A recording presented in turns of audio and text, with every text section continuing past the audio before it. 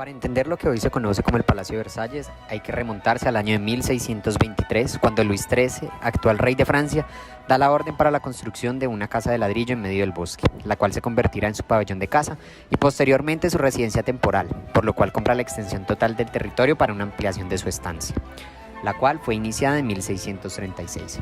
Ya para 1643 fallece Luis XIII, quedando esta construcción en el olvido por bastantes años.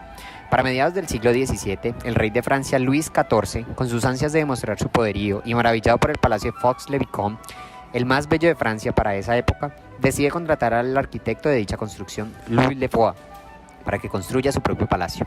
Un palacio que demostrará la majestuosidad de su soberanía, un palacio con magnitudes inimaginables. Claramente Le Foix no tenía opción de negarse ante las solicitudes de su majestad. Para el proyecto de ese entonces, el arquitecto había presupuestado un equivalente a lo que hoy serían 37.000 millones de euros, pero dadas las condiciones solicitadas por el rey durante toda la construcción, ese presupuesto fue rebasado casi en un 200% al final del proyecto.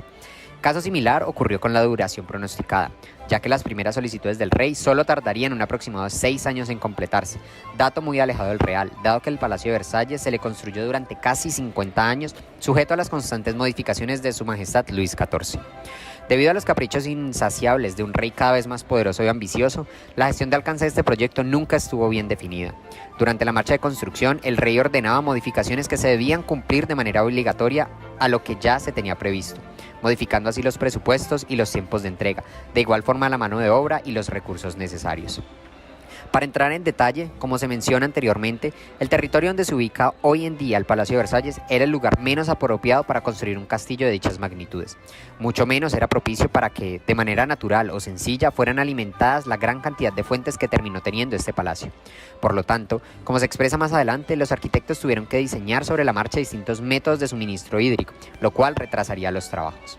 Debe anotarse que el rey, al ver el éxito de los diseños propuestos por los arquitectos para las redes hídricas, aumentaba la demanda de fuentes, incrementando el caudal demandado para su funcionamiento. Como consecuencia de esto, se necesitan nuevas modificaciones a las redes existentes.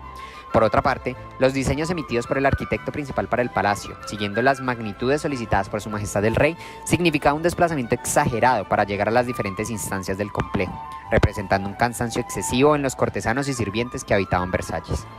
De manera adicional, las condiciones de salubridad en la construcción eran mínimas. Las habitaciones de servicio carecían de ventilación y luminosidad, había presencia de humedad excesiva y plagas portadoras de enfermedades. Además, la cantidad de baños con que contaba la construcción era insuficiente para las casi 20.000 personas que habitaban el palacio. No se puede negar la simetría, excentricidad y hermosura de la arquitectura con que cuenta el Palacio de Versalles. Sin embargo, dicha construcción, al ser influenciada por el estilo del Renacimiento italiano, se enfocaba en el clima de aquel país, bastante distinto al francés. Por ende, dadas las lluvias y la humedad con que contaba el territorio, la construcción presentaba una cantidad de filtraciones en la segunda planta, más precisamente en la terraza principal, que generaban estragos en la planta inferior. Por lo tanto, para remediar dicha falla, el arquitecto de ese entonces, Jules Ramon Mansart, para finales de 1684, había terminado una de las galerías más representativas del palacio, la Galería de los Espejos, la cual fue construida a una velocidad impresionante enfrente de la fachada original, dando reconocimiento a la habilidad de reacción del arquitecto. Por último, aunque Versalles representó la creación de un sinnúmero de inventos y creaciones asombrosas para su época, la forma en que se trabajaba era apenas un poco mejor que en la Edad Media. Por ende, la tasa de mortalidad de obreros que se tuvo durante los más de 50 años de construcción del palacio fue bastante significativa. En primer lugar, por las alturas manejadas, los pesos de los elementos con que se trabajaba y por otra parte, las condiciones de alimentación y las extensas jornadas laborales representaban un alto deterioro entre los obreros. Aunque los arquitectos encargados a lo largo del proyecto conocían la infactibilidad del terreno para la construcción del palacio, los diseños iniciales no fueron suficientes para lograr los objetivos cambiantes de un rey imponente y autoritario. Como primera instancia, el terreno boscoso donde se encontraba inicialmente el pabellón de caza tuvo que ser drenado y explanado, así como las colinas aledañas tuvieron que ser niveladas para lograr tener el terreno necesario para soportar las magnitudes de la construcción. Además, en la mayoría de casos los arquitectos tenían que inventar las herramientas con las que se iban a trabajar, demandando este proyecto un mayor desgaste mental. Por otro lado, el orden de los jardines evidencia un trabajo colaborativo eficiente. Esto producto de un direccionamiento asertivo dentro de los diversos equipos de trabajo. Incluso, la sinergia entre las diferentes disciplinas que se vieron involucradas en esta obra arquitectónica se manejó de la mejor manera posible. Los marmolistas, los escultores, pintores, arquitectos, obreros y demás debían estar en total sintonía para poder entregar las obras requeridas con la urgencia solicitada. No obstante, no todos los equipos trabajaban a la perfección. Como muestra el anterior, en varios salones del palacio se evidenció una confusión entre los mármoles asignados para cada una de las estancias, lo cual ocasionó una modificación en las estatuas a asignar para disimular las equivocaciones y encontrarle una justificación, inicialmente inexistente, al cambio de mármoles.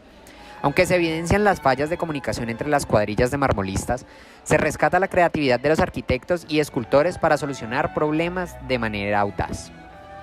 Otro de los aspectos más importantes dentro de la construcción del palacio eran las fuentes en los jardines, las cuales indujeron al diseño de bombas hidráulicas, canales de drenaje, incluso acueductos monumentales que nunca se finalizaron, con el fin de lograr el suministro hídrico óptimo para la demanda creciente de juegos de agua.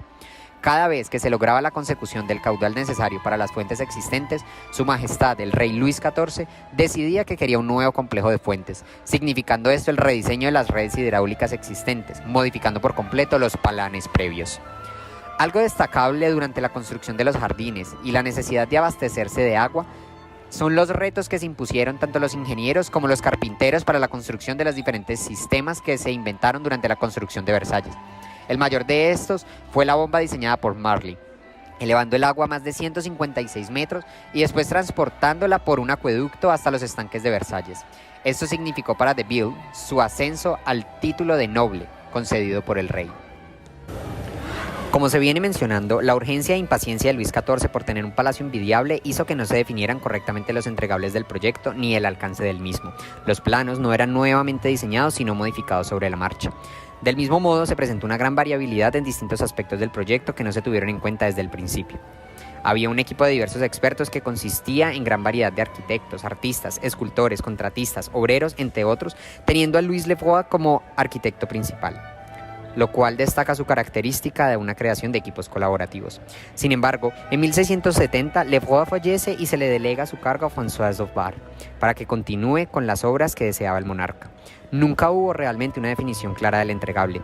Es por esto que se evidencian tantas malas prácticas en el transcurso del proyecto, en especial en la planeación de este, dado que al no haber un objetivo completo y definido, las medidas iniciales resultaron inútiles para lo que resultó ser el proyecto como tal.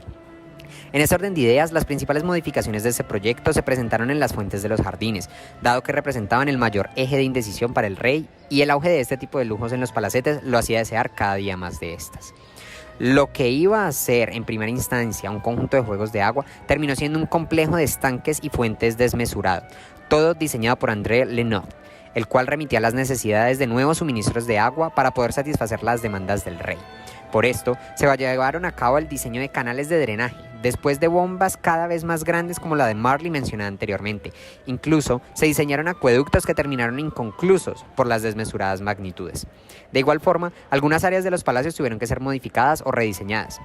El cambio más representativo que se conoce dentro de la construcción de Versalles es la instalación de la Galería de los Espejos como respuesta a las filtraciones que tenía la terraza anterior.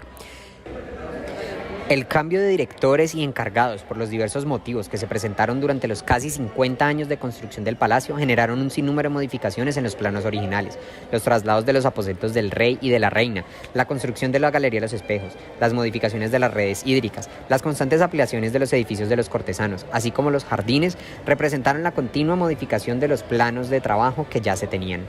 Muchas veces los cambios se realizaban de manera impositiva y no porque fuera realmente necesario. Además, las modificaciones, aunque seguían una línea conductora, eran distintas para cada uno de los directores que tuvo este proyecto. Cada uno proponía cosas nuevas al rey, así hubieran planos estipulados. El Palacio de Versalles que se conoce hoy no es ni comparable con lo que se imaginó inicialmente. Por lo tanto, la evaluación de los entregables era casi inexistente, dado que no había un precedente o un punto base que permitiese medir el correcto desarrollo. Finalmente, el palacio fue terminado a principios del siglo XVIII, con todas las exigencias del rey hasta la época. La red de pasadizos que exigió el rey en el diseño del palacio cumplía a cabalidad con su propósito, permitir la movilización del rey sin ser visto a distintas estancias del palacio, entre ellas las habitaciones de sus amantes. Del mismo modo, la red hidráulica y juegos de agua que tanto anhelaba el monarca fue construida con rotundo éxito, tanto así que permanece en funcionamiento aún hasta nuestros días con los diseños de la época. El proyecto faraónico de Versalles concluye casi después de 50 años de construcción, en 1711. Culminó siendo uno de los exponentes arquitectónicos más importantes de la época. Su lujo y fastuosidad cumplía plenamente con lo que el rey ambicioso y ególatra había dictaminado. Versalles terminó siendo una construcción maravillosa de más de 7.000 metros cuadrados, reposando en una extensión de más de 800 hectáreas de tierra. Posee cerca de 200.000 árboles, más de 1.000 fuentes, convirtiéndose en un exponente mundial de la jardinería. Es uno de los paisajes artificiales más espectaculares creado por el hombre. El costo oficial de todas las construcciones realizadas en el palacio se desconoce con certeza. Sin embargo, se tiene un aproximado de lo que hoy serían 260.000 millones de euros.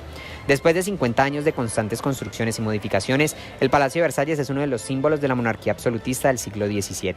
Además, desde 1979, el conjunto del Palacio y Parques de Versalles fue declarado Patrimonio de la Humanidad por la UNESCO. Asimismo, este palacio es una de las mayores atracciones en Europa. Atrae por su encanto y simetría a más de 3 millones de amantes de la cultura, el arte y la historia al año, siendo el 70% de sus visitantes extranjeros. Se estima que el gobierno francés destina cerca de 40.5 millones de euros para la conservación anual del palacio. Actualmente, el palacio se utiliza también para determinados eventos de Estado y es la sede de la Asamblea Nacional Francesa para llevar a cabo reuniones de temas del Estado, como las reformas constitucionales. Con la realización de este proyecto se entendió que la buena gestión de riesgos y la contemplación de todos los factores que incluyen dentro de este evita en mayor medida la realización de modificaciones a lo largo del desarrollo. También se aprendió que durante la fase de monitoreo y control se deben comparar lo realizado con lo planeado y según esto hacer los ajustes necesarios. Se entendió también el orden en el que se llevan a cabo los grupos de procesos, así como las actividades propias de cada uno. Se reconoció que las habilidades de comunicación y reacción de un líder son cruciales para el cumplimiento de los entregables. Evidenciamos que los proyectos rara vez son completados idénticamente a como fueron planeados. Siempre se está expuesto a la realización de modificaciones. Para esto es necesario contar con un director capacitado para hacer las modificaciones pertinentes sin alterar drásticamente lo planeado previamente.